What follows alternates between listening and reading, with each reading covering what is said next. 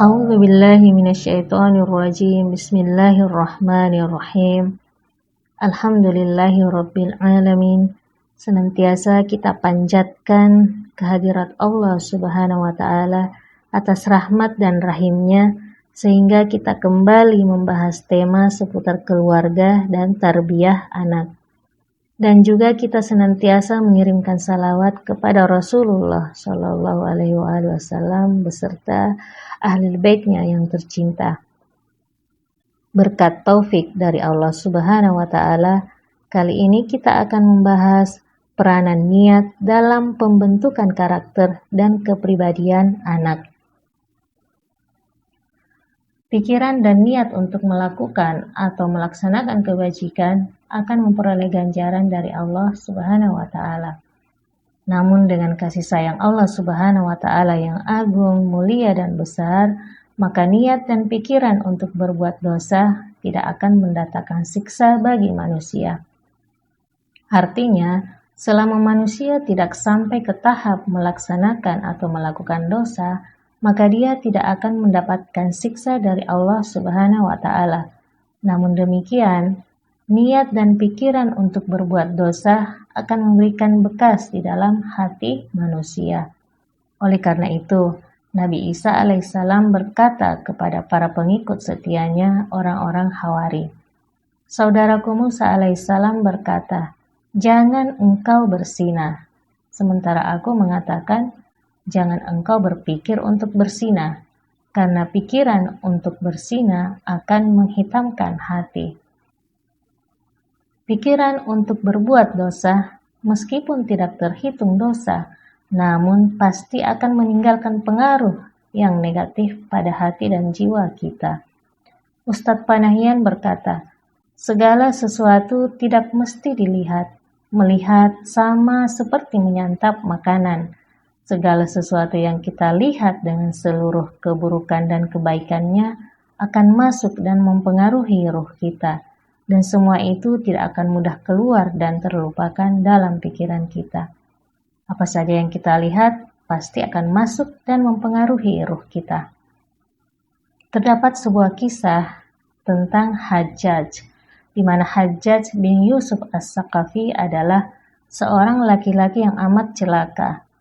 Menurut pengakuannya sendiri, dia telah membunuh 120.000 orang Syiah dikarenakan dosa mencintai Ahlul Bait.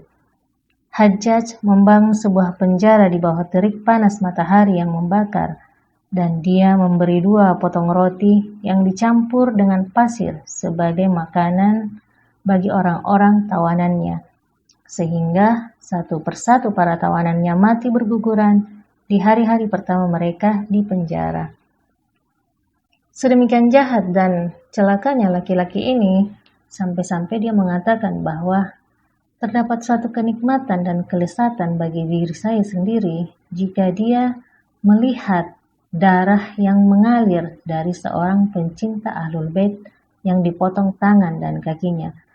Ketika Hajjaj memerintahkan supaya seorang pencinta Ahlul Bait disembelih di hadapannya, maka dengan itu dia dapat menyantap makan siangnya dengan nikmat dan lezat. Semua kejahatan ini adalah merupakan buah dari keikutsertaan setan di dalam pembuahan benih Hajjaj di dalam rahim ibunya. Hal ini sebagaimana diriwayatkan dari Imam Sajjad alaihissalam dan Imam Ja'far Shadiq alaihissalam bahwa kekerasan hati dan celakanya Hajjaj adalah disebabkan keikutsertaan setan di dalam pembuahan benihnya. Dari sejarah juga kita dapat mengetahui bahwa Ibu Hajjaj adalah seorang wanita yang tidak peduli terhadap ajaran agamanya sendiri.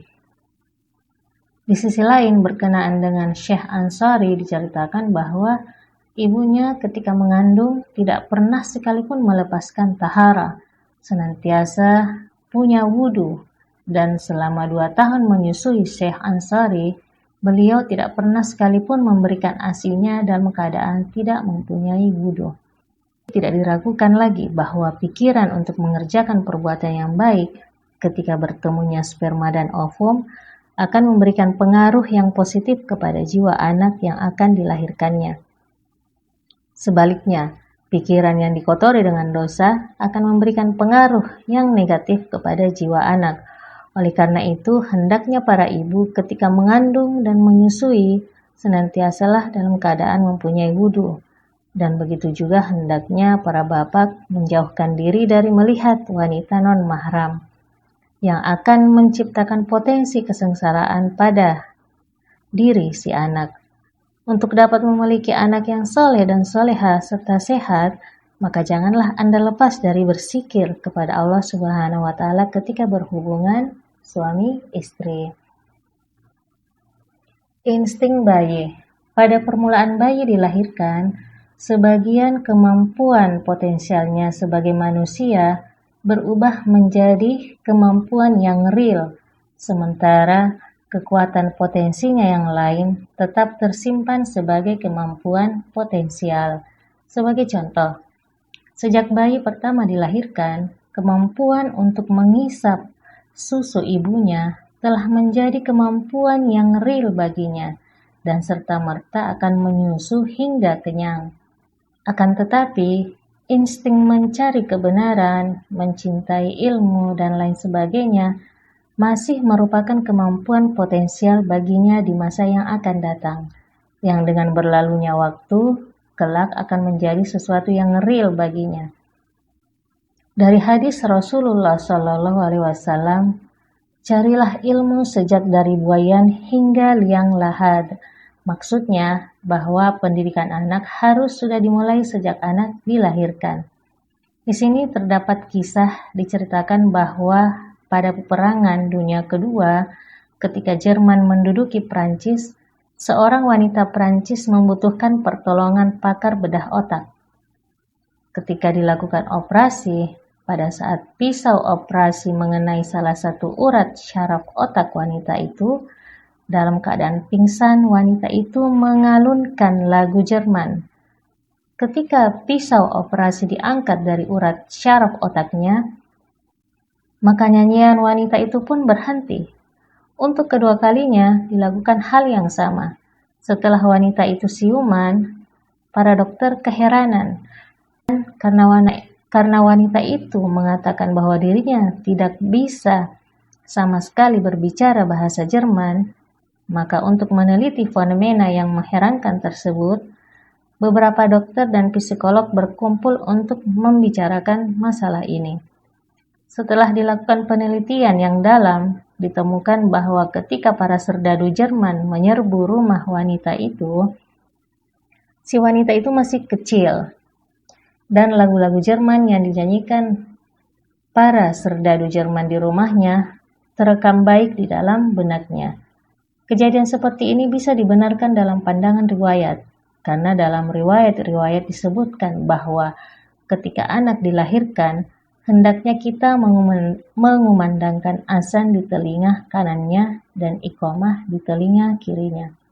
Oleh karena itu, pasangan suami istri tidak boleh melakukan hubungan seksual di bawah penglihatan anak kecil, karena perbuatan yang demikian akan menjadikan anak tersebut menjadi pesina. Dan kalau itu terjadi, maka mereka harus menyalahkan dirinya sendiri. Perintah-perintah agama yang semacam ini merupakan petunjuk bahwa benak dan pikiran anak akan menerima pengaruh dari segala sesuatu yang terjadi di sekelilingnya. Sekian pembahasan kita kali ini. Insya Allah kita akan bertemu pada pembahasan yang lain dengan tema yang lain serta pemateri yang lain juga. Ala Nabi wa alihi salawat. Allahumma salli ala Muhammad wa ali Muhammad wa ajil farajahum.